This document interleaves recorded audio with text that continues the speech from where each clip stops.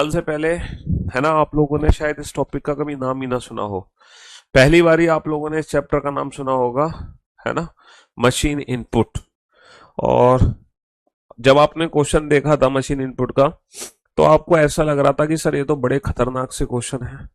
लेकिन लेकिन उस क्वेश्चन को सॉल्व करने के बाद, है ना, जब आपको तरीका पता चल गया क्वेश्चन सॉल्व करने का, तो उसके बाद ये क्वेश्चन आपको बहुत इजी लगने लगे, बहुत आसान प्रश्न लगने लगे। पहले तो, है ना, आपको टेंशन हो गई थी, सर ये क्या बवाल है, ऐसे भी क्वेश्चन एग्जाम में आते हैं क्या। लेकिन जब आपको अप्रोच समझ आई, जब आपको तरीका समझ आया, है ना, तब उसके बाद ये चैप्टर हमारे लिए बहुत इजी हो गया, बहुत ही सिंपल हो गया, है ना। सर इस चैप्टर में रीअरेंजमेंट होती है। अरेंजमेंट कैसे होती है? कोई भी इनपुट होगा, उस इनपुट को हमें रीअरेंज करना होता है। अच्छा, इनपुट हम रीअरेंज करते हैं इंडिविजुअल स्टेप बनाकर, ठीक है। हमारे एग्जाम में जो इनपुट आते हैं वो नंबर वाले भी हो सकते हैं, वर्ड वाले भी हो सकते हैं, वर्ड नंबर मिक्सअप भी हो सकता है। इनमें से कोई भी इनपुट वाला क्वेश्चन हमारे एग्जाम में आ सकता है। कल हम लोगों ने जितने भी क्वेश्चन सॉल्व किए थे, बिल्कुल बेसिक मेथड से सॉल्व किए थे, एकदम बेसिक तरीके से, ठीक है। एक इनपुट लिया, उस इनपुट को इंडिविजुअल स्टेप्स में रीअरेंज किया, फिर हमने पता लगाया कि इसके पीछे क्या लॉजिक है, ठीक है। और जैसे ही आपने कहा मुझे ऐसा ही लगा था, हाँ अच्छा, बिल्कुल हाँ, तो बहुत सारे बच्चों के साथ यही दिक्कत थी। इस चैप्टर का नाम सुन के घबरा गए थे बच्चे, है ना।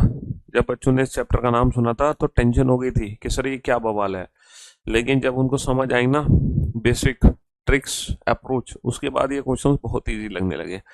अच्छा, कल हमने जब इन क्वेश्चंस को बनाया था, क्या हुआ, हाँ, जब हमने कल इन क्वेश्चंस को बनाया था ना, तो हमने इंडिविजुअल स्टेप के आधार पर बनाया था। मैंने आपको बोला था इन क्वेश्चंस को हम बिना स्टेप बनाए भी सॉल्व कर सकते हैं। वो कौन सी जादुई ट्रिक है जिसके बेसिस पे ये क्वेश्चन बिना अल्फाबेट के, सॉरी, बिना इंडिविजुअल स्टेप बनाए सॉल्व होंगे, वो हम थोड़ी देर में सीखेंगे। लेकिन उससे पहले कुछ कंसेप्चुअल क्वेश्चन और कर लेते हैं। उससे पहले कुछ कंसेप्चुअल क्वेश्चन और कर लेते हैं ताकि हमें पता चल जाए कि हाँ, आपके कम से कम कॉन्सेप्ट्स तो क्लियर हो गए। जिस बच्चे ने कल का लेक्चर अटेंड नहीं किया, सबसे पहले तो वो कल का लेक्चर अटेंड करे, तब आज की क्लास देखे, है ना। जी हाँ, एक इनपुट हमें दिया हुआ है, इनपुट हमें दिया हुआ है एक pen, 10, 15, cut, boy, 18, 19, 18, 19 and dance. समझ रहे हो? पेन, 10, 15, कट, बॉय, 18, 19, डांस, ये इनपुट दिया हुआ है। अब यहां पर स्टेप फर्स्ट है, यहां पर स्टेप फर्स्ट है, स्टेप फर्स्ट, समझ रहे हो, step first.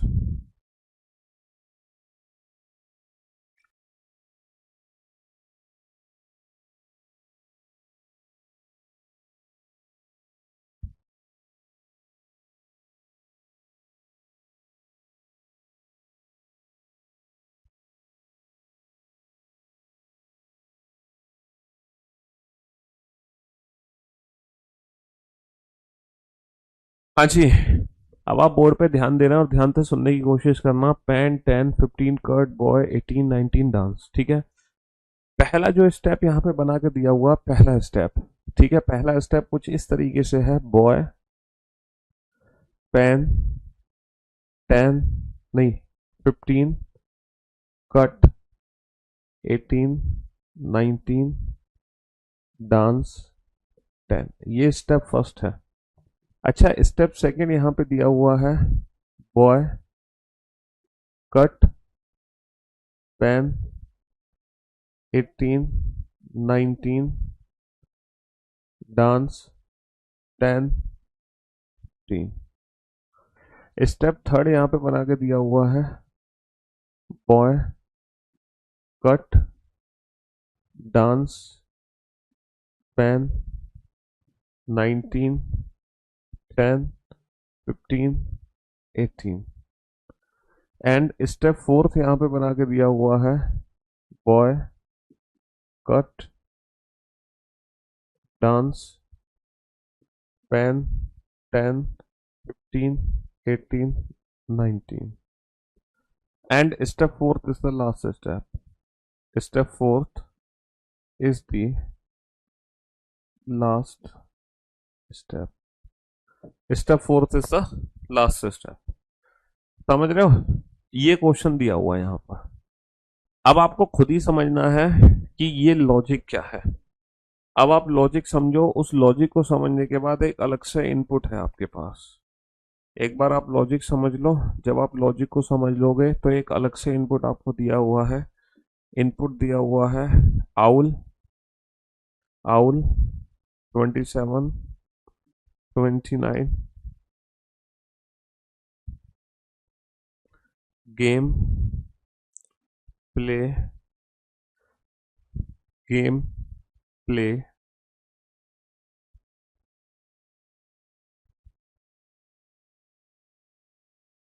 Eighteen, game play 18,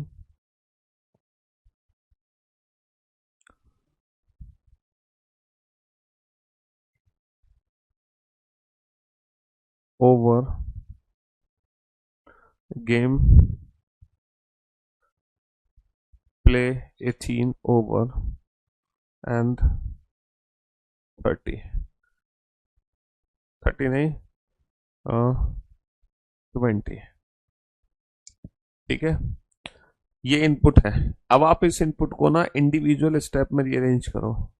आप इस इनपुट को इंडिविजुअल स्टेप में रीअरेंज करो। बेटा पंचलाइन कौन सा टॉपिक है? मैं तो इस चैप्टर का नाम ही पहली बार सुन रहा हूँ, पंचलाइन का।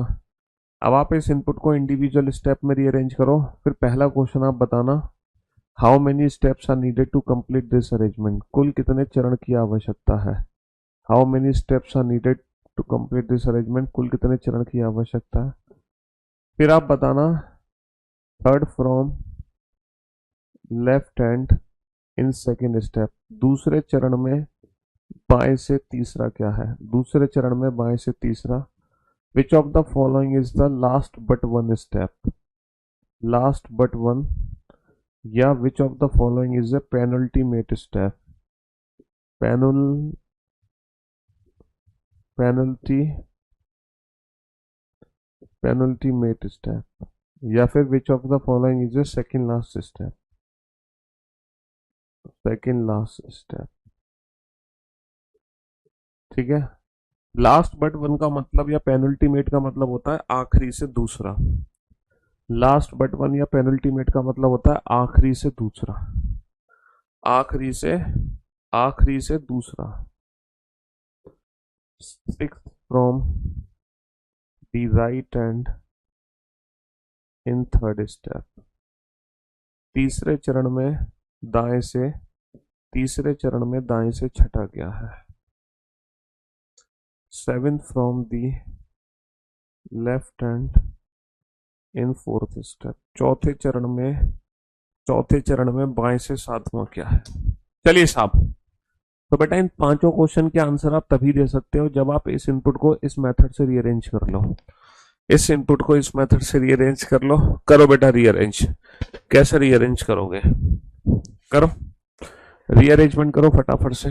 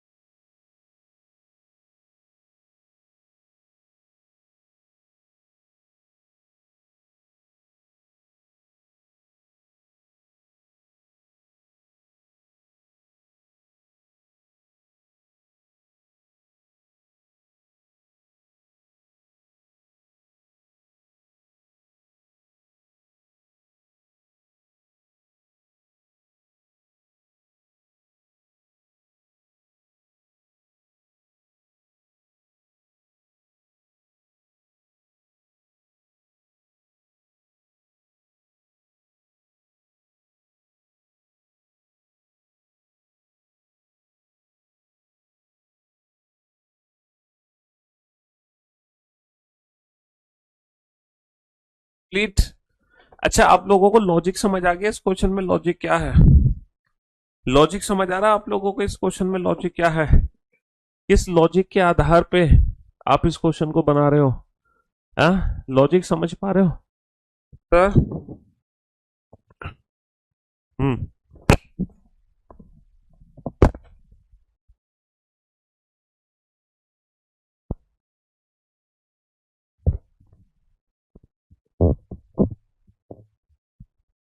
हाँ जी, आप लॉजिक समझ पा रहे हो इस क्वेश्चन में? लॉजिक क्या है सर? अगर मैं लॉजिक की बात करूं ना, अगर मैं लॉजिक की बात करूं तो बेटा इस क्वेश्चन में लॉजिक ये है कि सबसे पहले अल्फाबेटिकल ऑर्डर के हिसाब से सबसे छोटा वर्ड उठाओ, सबसे छोटा नंबर। वर्ड को लेफ्ट हैंड साइड में, नंबर को राइट हैंड साइड में, है ना? नंबर को राइट हैंड साइड में।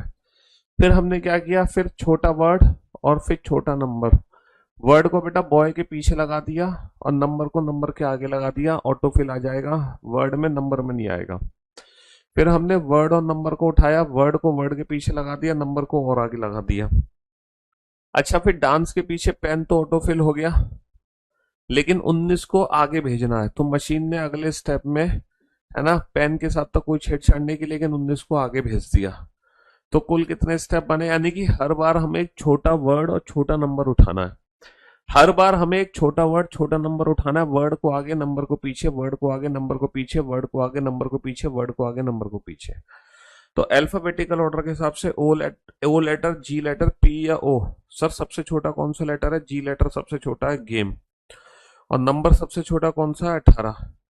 तो भैया पहला जो चरण बनेगा उसमें गेम तो जाएगा आगे और 18 नंबर जाएगा पीछे, और बाकी सब एज इट इज है। बाकी बेटा आउल एज इट इज है, आउल के बाद बाकी देखो आउल एज इट इज है, आउल के बाद 27 एज इट इज है, 29 एज इट इज है, प्ले एज इट इज है, ओवर एज इट इज है, 20 एज इट इज है। ओ वाले बेटा दो हैं, तो ओवर और आउल में पहले क्या आता है? ओ ओ, वी पहले आता है, डब्ल्यू बाद में आता है। तो ओवर जो है ये पहले आएगा और आउल बाद में आएगा, तो ये O1 O2 कर दिया मैंने। अब जब मैं दूसरा चरण बना रहा हूँगा, दूसरा स्टेप बना रहा हूँगा, तो जी के पीछे मैं किसको लगाऊंगा? O1 को लगाऊंगा, और 18 के आगे मैं किसको लगाऊंगा? 20 को लगाऊंगा। तो जी के पीछे तो O1 आ गया, और वहां पर 18 के आगे क्या लग गया? 20 लग गया, और बीच में जो बचे वो as it is. Sir O2, 27, 29 और P। अच्छा, आप O1 के पीछे O2 को लगाएंगे, लेकिन O2 ऑटो फिल हो गया, O2 ऑटो फिल हो गया, इसीलिए मशीन P को उठाएगी और 27 को उठाएगी, P को और 27 को। तो जो थर्ड स्टेप बनेगा उसमें जी O1 के पीछे O2 तो अपने आप लगा, O2 के पीछे P, और ये बचा क्या है? 29। और वहां पर पहले 18 लगा था, 18 के पीछे 20 को रखा, 20 के पीछे रख दिया 27 को। अब वर्ड में तो कंप्लीट हो गए, लेकिन नंबर एक बचा हुआ है पीछे भेजने से। तो फाइनली बेटा चौथा स्टेप बनेगा जी O1 O2 P, 18, 20, 27, 27 के पीछे 29, 27 के पीछे 29 आ गया। चलिए साहब, तो पहला क्वेश्चन है how many steps are needed? Total कितने चरण बनेंगे यहाँ पर? टोटल बनेंगे 4 स्टेप, है ना? Third from left hand in second step, दूसरे चरण में बाएं से तीसरा, पहला, दूसरा, तीसरा। O2, O2 बोले तो owl. Last, second last but last but one, second last step क्या है बेटा? सेकंड लास्ट स्टेप है थर्ड स्टेप। टोटल अगर 4 स्टेप बनेंगे तो जो लास्ट वन स्टेप है वो थर्ड स्टेप है। सेकंड लास्ट स्टेप क्या है? Third step. पेनल्टीमेट स्टेप क्या है? Third step. 6 from the right hand in third step, third step में 6 फ्रॉम द राइट हैंड, पहला, दूसरा, तीसरा, चौथा, पांचवा, छठा। O2, O2 का मतलब क्या है? Owl. 7 from the left hand in fourth step, है ना? पहला, दूसरा, तीसरा, चौथा, पांचवा, छठा, सातवां। 7 from the left hand in fourth step, 3 और 3 6 7, 27 आ गया, 27 आ गया। समझ रहे हो? हाँ जी। तो बेटा नंबर बढ़ते हुए क्रम में लगाने हैं, और ये भी अल्फाबेटिकल ऑर्डर से लगाने हैं। 18, 20, 27, 29, जी O1 O2 और P। तो कहने का मतलब है एग्जाम में ये चीजें दी जाती हैं इस बेसिस पर, इन चीजों को समझकर हमें लॉजिक लगाना होता है। ये जो चीज दी जाएगी ना एग्जाम में, इसको हमें समझना है अच्छे से, उसके बाद ही हम लॉजिक लगा सकते हैं, उसके बाद ही हम लॉजिक लगा सकते हैं। चलिए साहब, एक और इनपुट हमारे सामने है। इनपुट है बेटा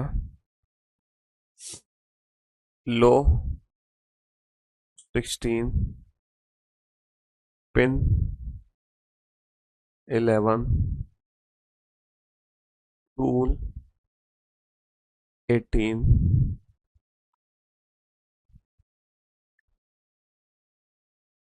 9 12। ठीक है, ये एक इनपुट है। और पहला जो स्टेप बनाया है, पहला जो स्टेप बनाया है, जरा ध्यान से सुनना, वो स्टेप क्या है? 16 पिन टूल, ठीक है, स्लो 12 18 9। अच्छा ये 13 कर लो बेटा, 13 13, ये 13 है, 13। दूसरा जो चरण बनाया है, दूसरा चरण जो बनाया है, वो बनाया है 16 पिन टूल, है ना, स्नो स्लो 12 14 18। तीसरा जो स्टेप बनाया है, टूल स्पिन स्नो स्लो 12 14 17 18। और जो चौथा स्टेप बनाया है, वो है स्टूल स्पिन स्नो स्लो 12 14 17 19, है ना? हाँ जी, ये क्वेश्चन आपके सामने है और आपको खुद ही लॉजिक समझना है इस क्वेश्चन में एग्जैक्टली लॉजिक लग क्या रहा है। एक अलग से इनपुट है, उस इनपुट को रीअरेंज करो। एक अलग से इनपुट दिया हुआ है, किल 13 19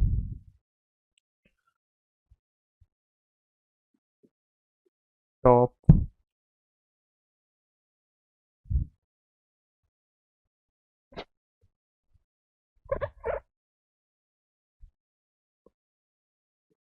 ऑन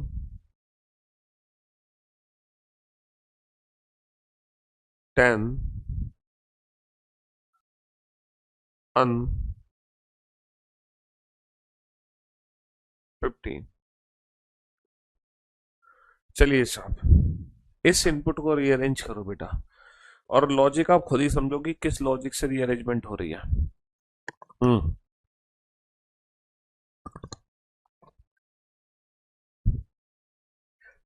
क्या लॉजिक मैंने लगाकर इनपुट से पहला स्टेप बनाया, पहले से दूसरा, दूसरे से तीसरा और तीसरे से चौथा, वो लॉजिक आपको आइडेंटिफाई करना है ना? वो लॉजिक एग्जैक्टली आइडेंटिफाई करना है।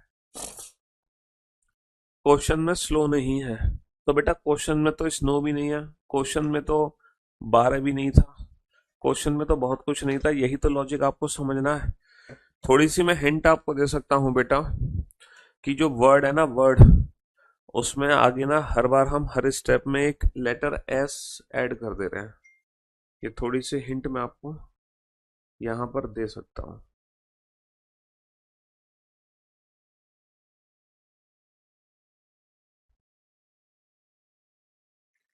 थोड़ी सी हिंट ले लो यहाँ पर।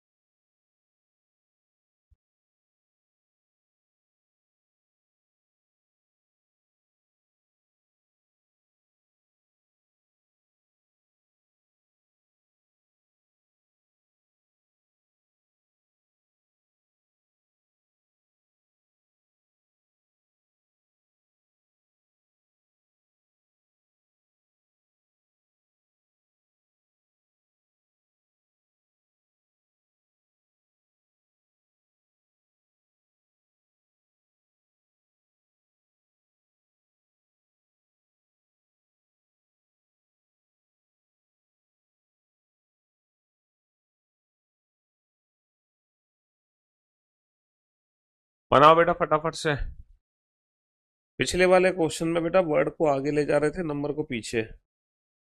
वर्ड को आगे, नंबर को पीछे।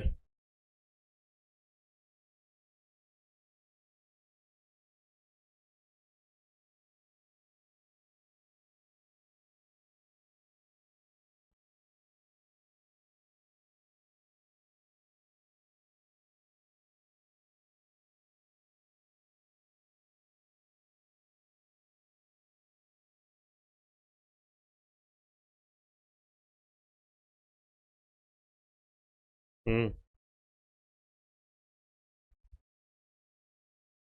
बनाओ फटाफट से।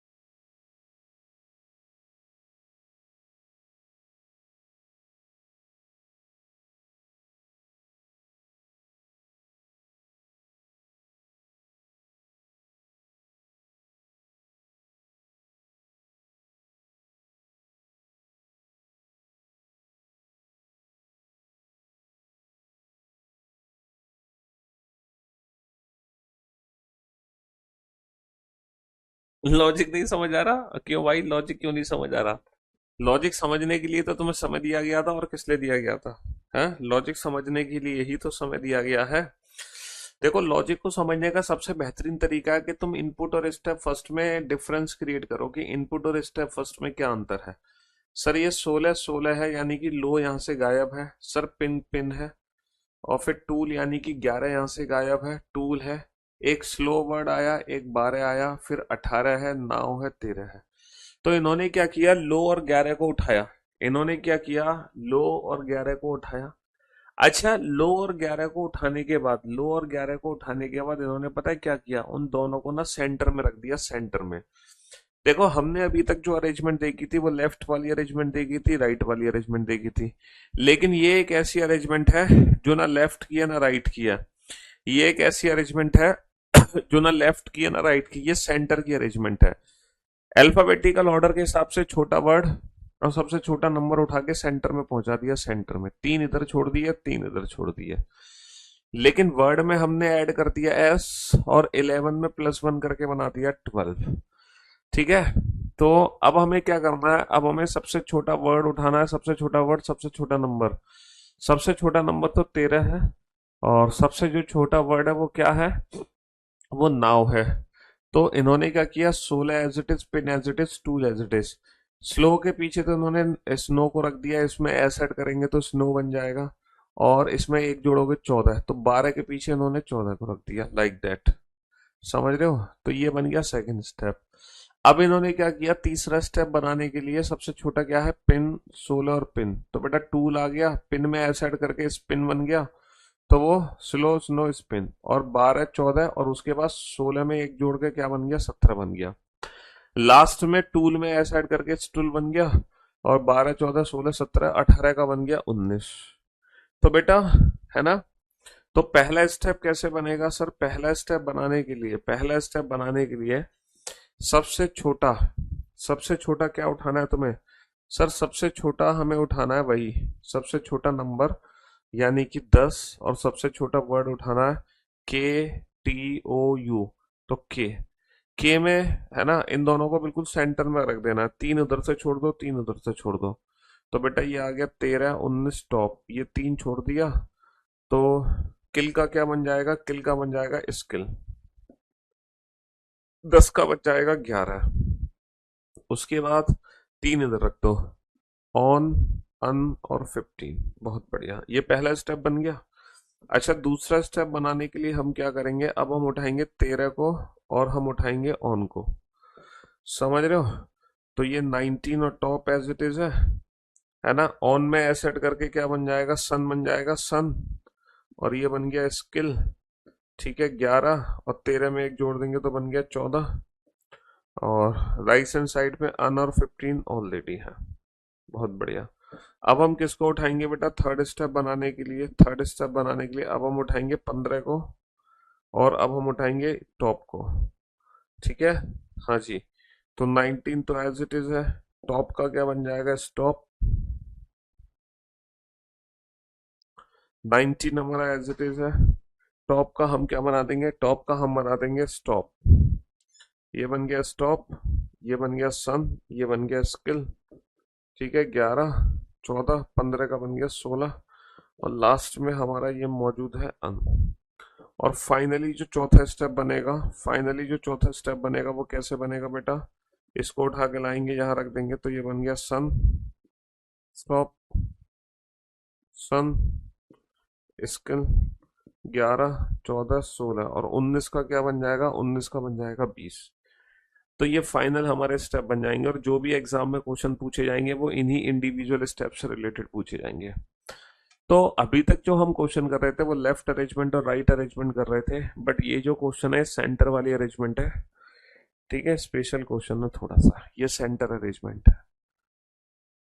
मशीन इनपुट का बेटा, ठीक है, आप भले ही बाद में प्रैक्टिस करना मत करना, रिवीजन करना मत करना, लेकिन जो लाइव क्लास में क्वेश्चन है एटलीस्ट बस वो कर लो, क्योंकि ये क्वेश्चन एसएससी में तो आते नहीं है, है ना। बैंकिंग और यूपीएससी के एग्जाम में पूछे गए हैं, और बाकी इन फ्यूचर भी आपके एग्जाम में आ सकते हैं, कोई गारंटी तो है नहीं, है ना। चलो आप इन इंडिविजुअल स्टेप को नोट कर लो एक बार।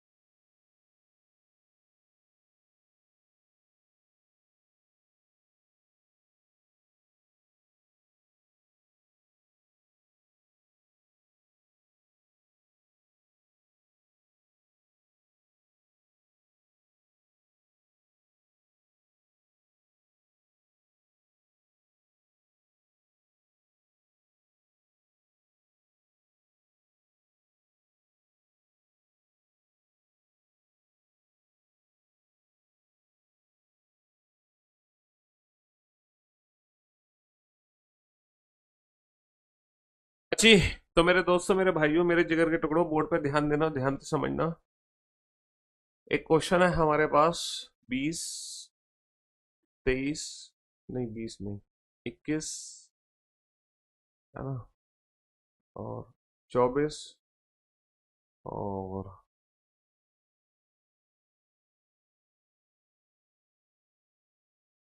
36 एंड 48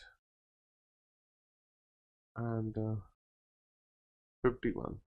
ठीक है, ये एक इनपुट है, ये एक इनपुट है। तो इस बार जो पहला स्टेप दिया हुआ है, इस बार जो पहला स्टेप दिया हुआ है वो है 3, 6, 9, 12, 6। जो दूसरा स्टेप है, दूसरा स्टेप है वो है 1, 2, 3, 4, 4।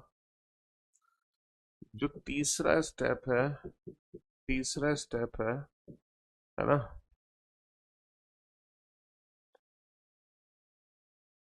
2, 8, 18, 32, 5। जो चौथा स्टेप है, जो चौथा स्टेप है वो है 5, 20,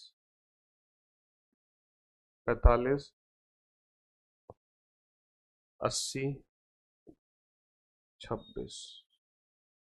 एक अलग से इनपुट दिया हुआ है और इस इनपुट को आपको रीअरेंज करना है। 9, 1, 8, 2, 7, 3, 6, 4, 5, 3। इस इनपुट को रीअरेंज करो बेटा, इस इनपुट को रीअरेंज करो फटाफट से, जल्दी से रीअरेंज करो इस इनपुट को। जैसे ये इनपुट इंडिविजुअल स्टेप्स में रीअरेंज हुआ, वैसे इस इनपुट को इंडिविजुअल स्टेप में रीअरेंज करो।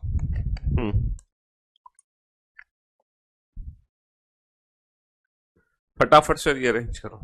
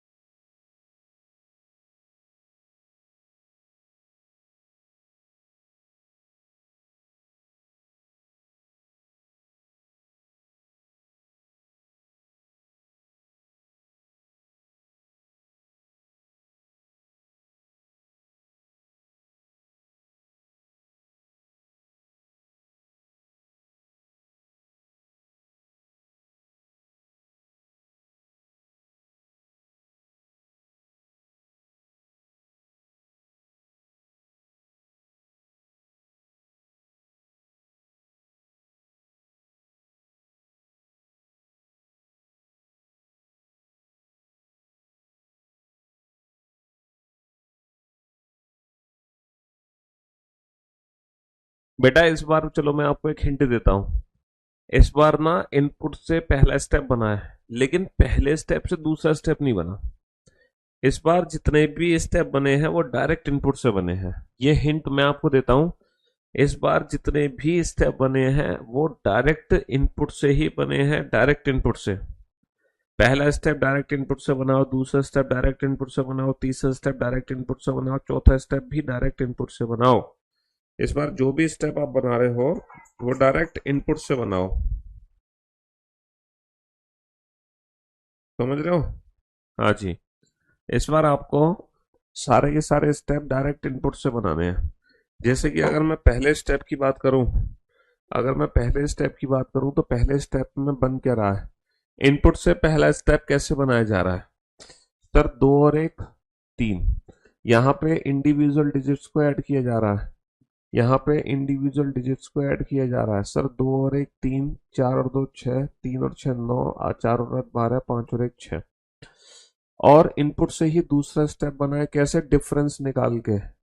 दो और एक का डिफरेंस एक, दो और चार का डिफरेंस दो, दो और तीन और छह का डिफरेंस तीन, चार और आठ का डिफरेंस चार, पांच और एक का डिफरेंस चार। इनपुट से ही तीसरा स्टेप बना है, इन डिजिट्स को मल्टीप्लाई करके।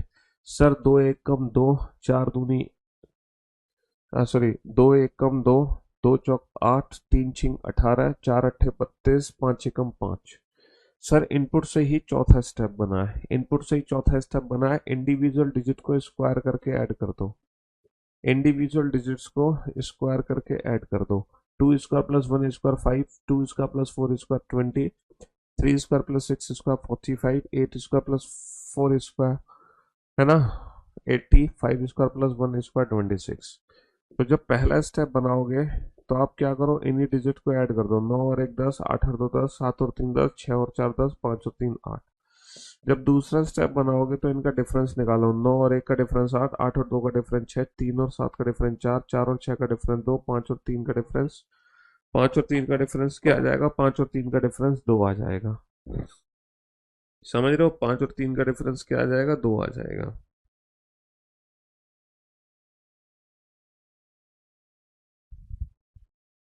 हाँ जी। तीसरा जो स्टेप है तीसरा जो स्टेप है ये तो ऐड हो गया, ये डिफरेंस हो गया। तीसरा स्टेप, 9 एकम 9, 8 दूनी 16, 7 तिया 21, 6 चौक 24, 5 तिया 15। चौथा स्टेप है बेटा, 9 निम 81 और एक का स्क्वायर 1, 81 और एक 82, अट्ठो अट्ठू 64, दो दूनी 4, 64 और 4 68, सत्तर 49, 3 तिया 9, 49 और 9 58, 6 छिंग 36, 4 चौक 16, 36 और 16 52, पचम 25, 3 तिया 9, 25 और 9 34, है ना? ये बने हैं। तो हमने कौन कौन से क्वेश्चन देखे बेटा मशीन इनपुट में? हमने वो क्वेश्चन देखा मशीन इनपुट में, हमने वो क्वेश्चन देखा जिससे इनपुट से पहला स्टेप पहले से दूसरा, दूसरे से तीसरा, और नंबर्स इंक्रीजिंग ऑर्डर में रीअरेंज थे। फिर पहले से दूसरा, दूसरे तीसरा नंबर इंक्रीजिंग ऑर्डर में रीअरेंज हो रहे थे। फिर हमने वर्ड वाला भी क्वेश्चन देखा, अल्फाबेटिकल ऑर्डर के हिसाब से देखा।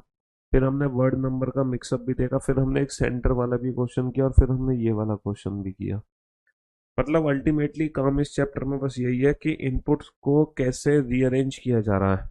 इनपुट की रीअरेंजमेंट आपको समझनी है कि कोई भी जो इनपुट है वो रीअरेंज कैसे किया जा रहा है, कैसे उसकी हेरा फेरी की जा रही है, रीअरेंजमेंट कैसे की जा रही है, किसी भी इनपुट को किस तरीके से हम रीअरेंज कर रहे हैं। हमने पहला स्टेप क्या बनाया? W P R A U S B. हमने दूसरा स्टेप बनाया A W U P S R B. हमने तीसरा स्टेप बनाया P A S W R U B.